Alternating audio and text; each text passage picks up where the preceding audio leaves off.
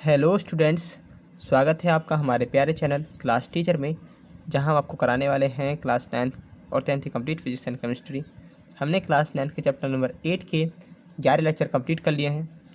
हमने इससे पहले वाले लेक्चर में ग्राफ्स का बेसिक्स पढ़ा था और डिस्प्लेसमेंट टाइम ग्राफ यानी विस्थापन समय ग्राफ के बारे में पढ़ा था। आज हम वेग समय ग्राफ यानी वेलोसिटी टाइम ग्राफ के बारे में पढ़ेंगे। तो स्टार्ट करते हैं। तो हमने ग्राफ के बेसिक्स में पढ़ा था कि किसी ग्राफ का स्लोप निकालना हो तो हम उसका थीटा निकालेंगे। थीटा यानी टेन थीटा निकालेंगे। अभी टेन थीटा कैसे निकालते हैं? हम लंब को आधार से डिवाइड देंगे और कहीं ना कहीं हम स्लोप निकालने के लिए वाई एक्सिस को एक्स एक्सिस से डिवाइड दे रहे थे। ये बात हमने यहाँ पढ़ी थी पिछले लेक्चर में। और हम क्षेत्रफल निकालने के लिए यानी एरिया निकालने के लिए एक्सिस को मल्टीप्लाई कर रहे थे। एक्सिस को क्या कर रहे थे? मल्टीप्लाई कर रहे थे कहीं ना कहीं। तो ये बात आज की टॉपिक में भी काफ़ी काम आने वाली है कि स्लोप निकालने के लिए हम कहीं ना कहीं एक्सिस को डिवाइड करेंगे और एरिया निकालने के लिए हम कहीं ना कहीं एक्सिस को मल्टीप्लाई करेंगे। तो इसे याद रखिएगा। तो आज हम पढ़ने जा रहे हैं वेलोसिटी टाइम ग्राफ को यानी वेग समय ग्राफ को। इसका स्लोप और एरिया दोनों ही इंपॉर्टेंट है, जबकि इससे पहले वाले ग्राफ डिस्प्लेसमेंट टाइम ग्राफ का स्लोप इंपॉर्टेंट था, उसका एरिया हमारे लिए इंपॉर्टेंट नहीं था। जबकि वेलोसिटी टाइम ग्राफ का स्लोप और एरिया दोनों ही पढ़ने हैं हमें। तो इसे पढ़ते हैं। यहाँ पर आपको एक मोशन दिखाई दे रहा होगा, इस मोशन को समझते हैं। समझ लीजिए मेरी कार है और मैं इसे सीधे रोड पर लेकर चल रहा हूँ। पहले सेकंड पे भी वेलोसिटी 6 मीटर पर सेकंड है, दूसरे सेकंड पे भी वेलोसिटी 12 मीटर पर सेकंड है, तीसरे सेकंड पे भी वेलोसिटी 18 मीटर पर सेकंड है और चौथे सेकंड पे भी वेलोसिटी 24 मीटर पर सेकंड है। तो आपको दिख रहा होगा कि मेरी वेलोसिटी चेंज हो रही है, यानी मैं एक्सेलरेट हो रहा हूँ, यानी मैं त्वरण उत्पन्न कर रहा हूँ। तो इसका ग्राफ देखते हैं, इसका ग्राफ कैसे बनेगा। तो ये रहा इसका ग्राफ, देख लीजिए। तो इस पॉइंट्स को हम मिला लेते हैं आपस में। पहले सेकंड में वेलोसिटी 6 मीटर पर सेकंड थी, दूसरे सेकंड पे वेलोसिटी 12 मीटर पर सेकंड थी, तीसरे सेकंड पे वेलोसिटी 18 मीटर पर सेकंड है और चौथे सेकंड पे वेलोसिटी 24 मीटर पर सेकंड है। अब इन सभी पॉइंट्स को हम मिला लेते हैं बड़े आराम से। ओके, अब मैं आपसे कहूँ कि इस ग्राफ का स्लोप ज्ञात कीजिए। तो मैं आपसे क्या ज्ञात करने के लिए कह रहा हूँ? तो मैं आपसे ये एंगल थीटा ज्ञात करने के लिए कह रहा हूँ। तो अभी एंगल थीटा कैसे ज्ञात करोगे? टेन थीटा की मदद से। टेन थीटा का फॉर्मूला क्या होता है? लंब बट्टे आधार। तो यहाँ पर आपको राइट एंगल ट्रायंगल दिखाई दे रहा होगा, देखिए। तो ये साइड हो गई इसकी लंब, ये साइड हो गई इसकी आधार, ये साइड हो गई इसकी लंब और नीचे वाली साइड हो गई इसकी आधार। ओके, तो इसका स्लोप निकालते हैं। लंब निकालने के लिए आप वेग की मदद लोगे या समय की मदद लोगे? तो आप कहोगे हाँ मैं वेग की मदद लूँगा। तो इसका लंब कितना हो जाएगा? 24 माइनस 0। और आप आधार निकालने के लिए समय की मदद लोगे वेग की मदद लोगे? समय की मदद लूँगा, दिखाई दे रहा है साफ सीधी। तो आधार देखते हैं इसका कितना हो जाएगा? 4 माइनस 0।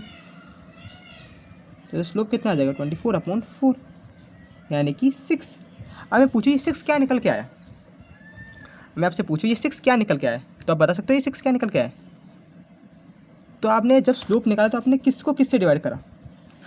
जब आपने स्लोप निकाला तो आपने लंब को आधार से डिवाइड करा। लंब में कौन रखा हुआ था?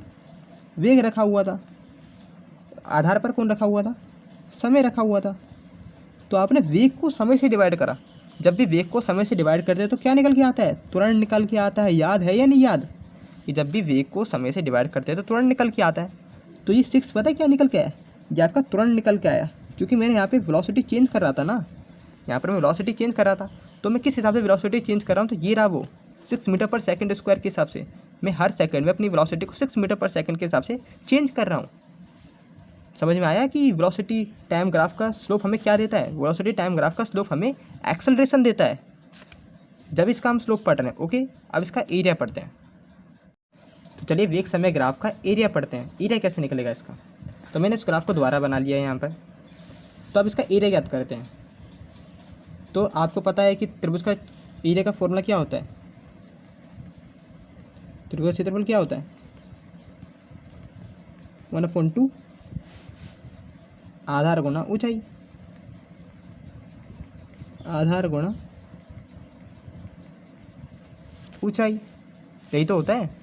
अब आधार में कौन है? यही तो आधार हो गया आपका। और ऊंचाई क्या हो गई? ये ऊंचाई हो गई आपकी, यही तो हो गई ना। तो ऊंचाई निकालने के लिए आप वेग की मदद लोगे और आधार निकालने के लिए आप समय की मदद लोगे। तो ऊंचाई कितनी होगी इसकी 24 और आधार कितना होगा इसका 4। तो ये कितना निकल के आ गया 48। अभी 48 निकल के क्या है, आपने आधार निकालने के लिए किसकी मदद ली है, समय की, और ऊंचाई निकालने के लिए किसकी मदद ली है, आपने वेग की। तो ये निकल के क्या है बता सकते हो, ये क्या निकल के आया है? तो चलिए देखते हैं। जब आपने समय को वेग से इनटू करोगे तो आपका विस्थापन निकल के आता है। आपको कैसे, क्योंकि आपने फॉर्मूला पढ़ा होगा, वेग इक्वल्स टू होता है विस्थापन बट्टे समय। अगर आप समय को यहाँ भेजोगे तो वेग से इनटू हो जाएगा ना, तो ये विस्थापन के इक्वल ही तो आएगा।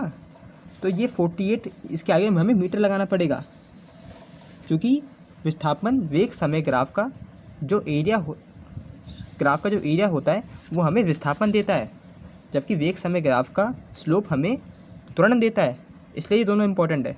लेकिन विस्थापन समय ग्राफ का एरिया हमें कुछ भी नहीं देता, विस्थापन समय ग्राफ का स्लोप हमें देता है, और वो हमें क्या देता है, वेलोसिटी देता है।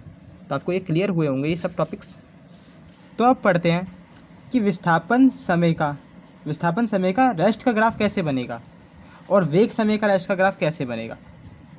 रेस्ट यानी विराम में, वस्तु विराम में है, तो यानी वो चल रही नहीं है। अब समझ लीजिए कि वस्तु मुझसे 4 मीटर दूर पे थी या 3 मीटर दूरी पे थी। वो पहले सेकंड पे भी 3 मीटर दूर थी, दूसरे सेकंड पे 3 मीटर दूर थी, तीसरे सेकंड पे 3 मीटर दूर थी। तो कुछ इस तरीके से ग्राफ बनेगा विस्थापन समय का रेस्ट का ग्राफ।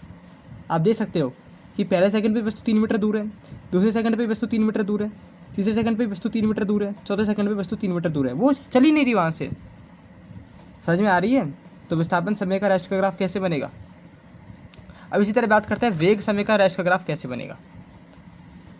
यानी कि रेस्ट का ग्राफ है, यानी कि वो चल रहा नहीं है, उसकी कोई भी स्पीड होगी नहीं, पहले सेकंड पे भी कोई स्पीड नहीं होगी, दूसरे सेकंड पे भी कोई स्पीड नहीं होगी।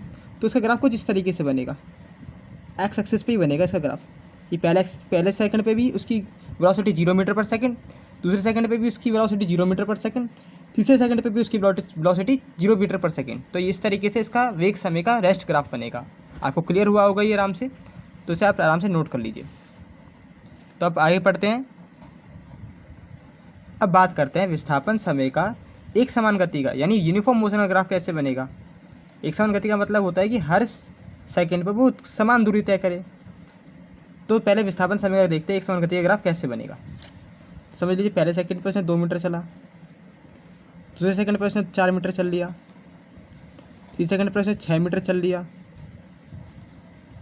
चौथे सेकंड पर उसने 8 मीटर चला है।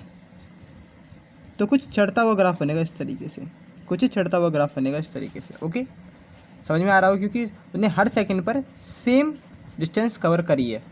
तो एक समान गति का विस्थापन समय का एक समान गति का ग्राफ कुछ चढ़ता हुआ बनेगा। ओके, अब वेग समय ग्राफ के एक समान गति के ग्राफ की बात करते हैं। वेग समय के एक समान गति के ग्राफ की बात करते हैं। तो एक समान गति का मतलब है कि उसकी पहले सेकंड पे भी वही स्पीड होगी, दूसरे सेकंड पे भी वही स्पीड होगी, तीसरे सेकंड पे वही स्पीड होगी। तो कुछ इस तरीके से बनेगा। समझ लीजिए मेरी स्पीड 4 मीटर पर सेकंड है, तो पहले सेकंड पे भी वही स्पीड होगी, दूसरे सेकंड पे भी वही स्पीड होगी, तीसरे सेकंड पे वही स्पीड होगी, चौथे सेकंड पे वही स्पीड होगी। अगर मैं अपनी स्पीड चेंज नहीं कर रहा तो मैं कहूँगा कि मैं एक समान गति में चल रहा हूँ। तो कुछ इस तरीके से ग्राफ बनेगा वेग समय का एक समान गति का ग्राफ। ओके, आपको क्लियर हुआ होगा। अब बात करते हैं विस्थापन समय का असमान गति का ग्राफ कैसे बनेगा और वेग समय का असमान गति का ग्राफ कैसे बनेगा। तो ये बड़ी क्लासेस की बात है, क्लास 9th में इसके ऊपर कोई खास टॉपिक नहीं है, लेकिन मैं जबकि आपको बता दे रहा हूँ। ये कुछ कर्वी तरीके से बनेगा, कुछ इस तरीके से बनेगा ये। आप जब क्लास 9 में जाओगे तो इसका अच्छे से पढ़ोगे। और वेग समय ग्राफ का कुछ स्ट्रेट तरीके से बनेगा। ओके, आप इसे याद रख सकते हो आराम से। और नेक्स्ट लेक्चर में हम ग्राफिकल डेरिवेशन करेंगे, इक्वेशन ऑफ मोशन की ग्राफिकल डेरिवेशन करेंगे। तो पढ़ते रहे, तब तक के लिए okay, all the very best.